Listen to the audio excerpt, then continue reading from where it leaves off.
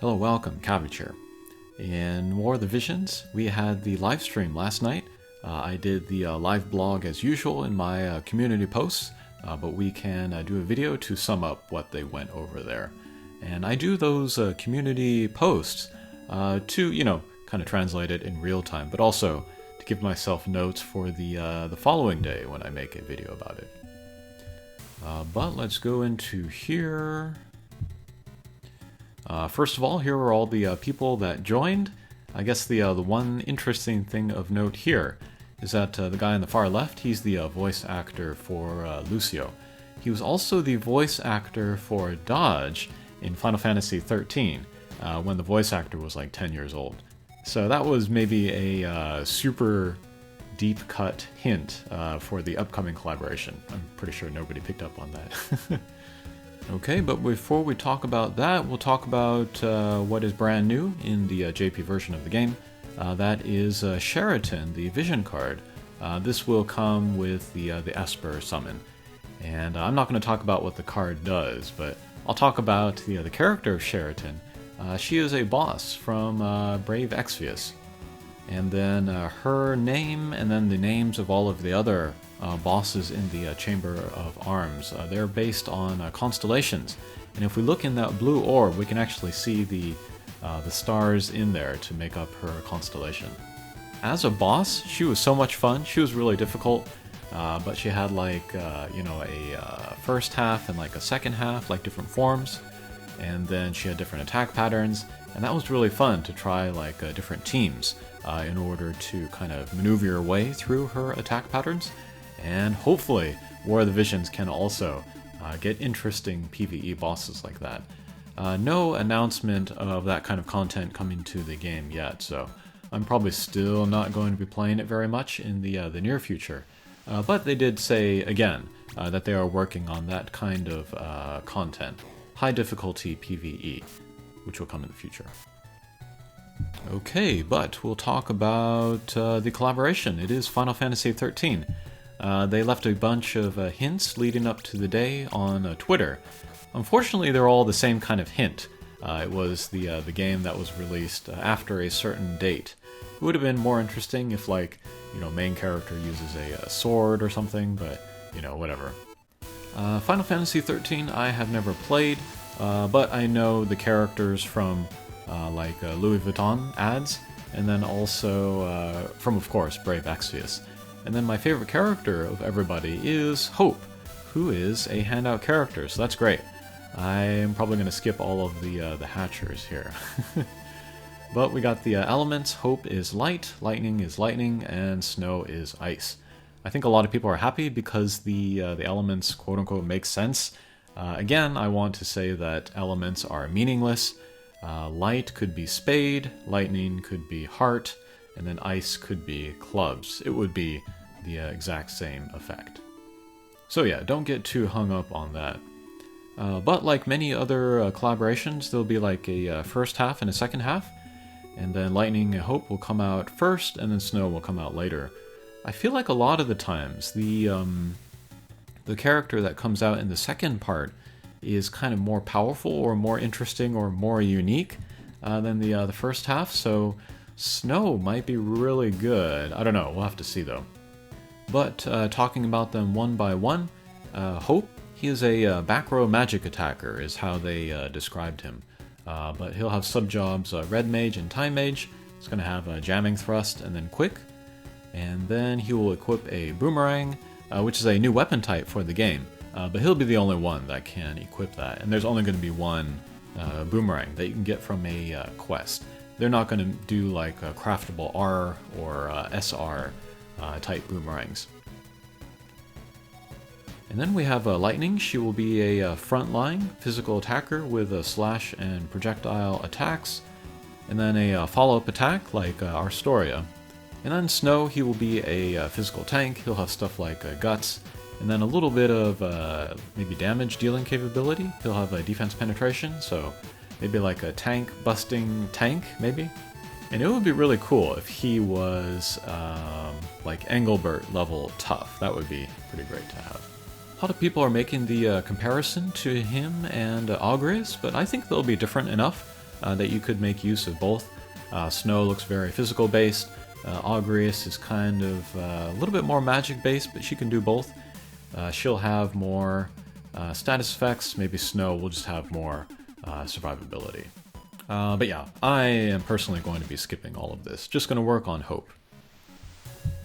Okay, and then they have the usual farming metals, the craftable, farmable sword, and then the original maps for the game. They really do put a lot of effort into these maps. Okay, and then there is Fang, who looks amazing in this artwork.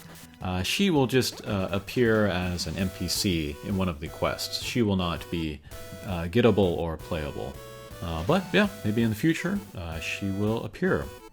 And then we have vision cards. I was shocked that they would release 3 Your Vision cards all at once. But the Hope one will be a handout with the login bonus, so that's something. I will use whatever vision I have lying around in order to build Hope and then the other vision card. And people are complaining about another handout light unit, but this is the developers trying to be helpful to new players to get like a PvE team perhaps, and also light and dark being the most versatile elements as well. Okay, and then the return of Final Fantasy Tactics. In the previous live stream, they said that they would have some kind of news about Final Fantasy Tactics. That was not a guarantee of a return, but here it is. No new characters announced, but they might announce them later when the actual collaboration is closer. But all of the old characters, they will come back, and then they will get EX Job Awakenings, and then also Mastery Abilities too. And they didn't go into a lot of detail about what each of the characters will get. But from the left, Orlando, he will get more kind of beefiness. He can maybe take a hit better. Gafgarion, they didn't really go into too much detail. They'll just make him more Dark Knighty. That might mean more like drain attacks. Ramza, they will give more buffs and debuffs. Augureus, they will improve her status effects. That would be cool. That was always a strong point with her. Delita, they felt that his biggest weaknesses were his short range and then his bad AP management, so they'll fix those. And then for Mustadio, they'll also improve his status effect stuff. Another kind of shocking thing was no voices added, they said. Rumor had it was that that was the exact reason why they were waiting so long to do the collaboration return. But what it says to me that they weren't able to get the voices here is that they had a lot of trouble with it, and they tried to make it work for a very long time, and eventually they just thought like it was way too overdue, so let's just release it without voices. Call it a loss. I said this a long time ago. I don't remember if it was a community post or a video, but I felt like holding off the Final Fantasy Tactics Return until they could get the voices, like it was beyond the point where it was worth it to wait. So even though it does feel late, I'm glad that they did it now instead of waiting even later. I have a prediction. If they do not announce new characters for Final Fantasy Tactics, this is going to be the last time the Final Fantasy Tactics will ever appear, just because it's too much trouble. Okay, and then they have some like UI updates, and then also game mode updates. What do we got here? In the guild quest, you can skip just completely. You don't need to enter the battle. That's nice. And then a couple updates for the trust stones. You can hit a button. It'll just equip them automatically. Or you can like save like sets of trust stones. And then for vision cards, they will improve some UI stuff. Like you can see like more easily like what elements it will buff. And then the Obaru, I don't know what you call that in the English, but the things that give you extra JP, they'll make it easier to use those. Alright, and then they have, well, they've been talking up making the game easier to play and then get into. And then a lot of that has to do with like amount of farming or amount of drops, or like the amount that you can play with like stamina. So here they're introducing some stuff to address all of that. But this first slide here, it's all time limited stuff.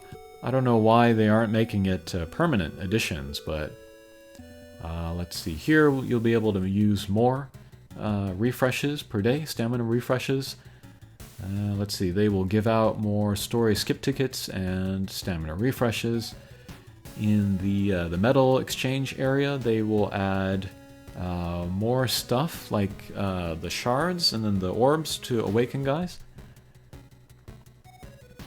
And then in the daily quest, they will lower the amount of stamina it takes. And then in the daily missions, they will add more character awakening stuff. Yeah, I don't know why they don't make all this permanent. Okay, and then this second slide, these will be permanent additions, I believe. Let's see, daily missions, they will hand out more stamina refreshes. And then in the Chocobo quests, they will also drop stamina refreshes. In the story quests, they will add more job stuff. Maybe we'll start to drop the red versions, that would be nice. And then they will raise the drop rate of stuff. Okay, now I am checking my community posts. Linkverse, the online website, will be delayed. Let's see, there was new artwork of Gracida recently. Maybe a unit version of her will be coming soon. And then they will, in the future, sometime add more chapters to another story. That would be cool. But probably a return of the Crystal Fest. And I think that's it. Okay, when we get a better look at like what the units and then the vision cards do, maybe I'll make overview videos of those. Alright, thanks for watching, and we'll see you again. Take care.